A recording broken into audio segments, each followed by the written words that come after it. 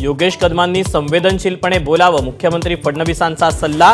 तर तारतम्य बाळगावं, उपमुख्यमंत्री अजित पवारांनी कान टोचले. तर विरोधकांकडून वक्तव्याचा विपर्यास, योगेश कदमांकडून आरोपांचं खंडन.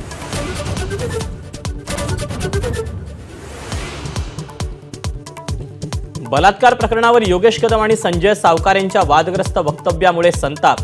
त्यांना ठोकून काढलं पाहिजे, राऊतांचा हल्लाबोल. मंत्र्यांनी लाच सोडली, आव्हाडही भडकले.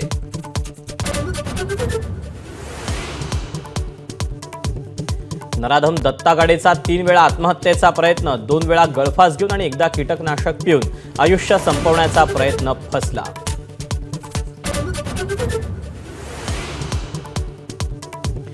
शिरूरच्या गुनाट गावातून मध्यरात्री 1:30 वाजता दत्ता गाडेच्या मुसक्या आवळल्या. थोड्याच वेळात कोर्टात हजर करणार, खटला फास्ट ट्रॅक कोर्टात चालवणार.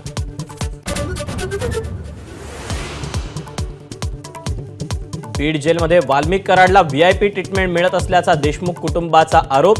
कर्मचारी मदत करत असल्याचा दावा. धनंजय मुंडेंचाच तसा आदेश असेल, वडेट्टीवारांचा आरोप.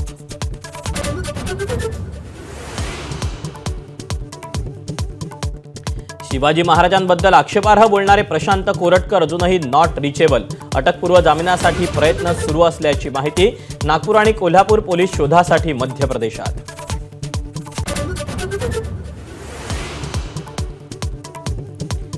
ठाकरेंच्या शिवसेनेच्या आमदारांची मातोश्रीवर बैठक पूर्ण.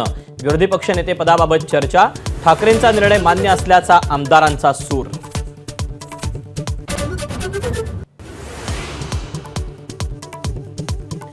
राज्याच्या अर्थसंकल्पातील 43% निधीचाच वापर. गेल्या 5 वर्षातला खर्चाचा निचांक. लाडकी बहीण योजनेला खर्चाला हातभार.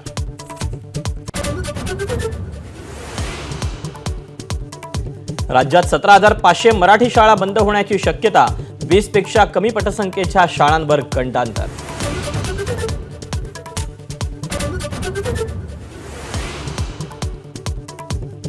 अमेरिकेतील अपघातात गंभीर जखमी झालेल्या साताऱ्याच्या नीलम शिंदेंच्या कुटुंबियांना अखेर व्हिसा. मुख्यमंत्र्यांच्या प्रयत्नानं 14 दिवसानंतर मिळाला व्हिसा. नीलमची मृत्यूशी झुंज.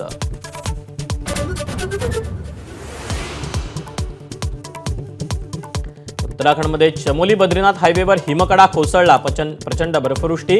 ढिगाऱ्याखाली 57 मजूर अडकल्याची माहिती.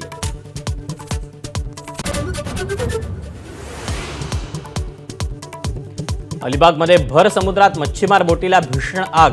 बोटीवरील सर्व खलाशी सुखरूप. बोट जळून खाक झाल्यानं सुमारे 2 कोटींचं नुकसान.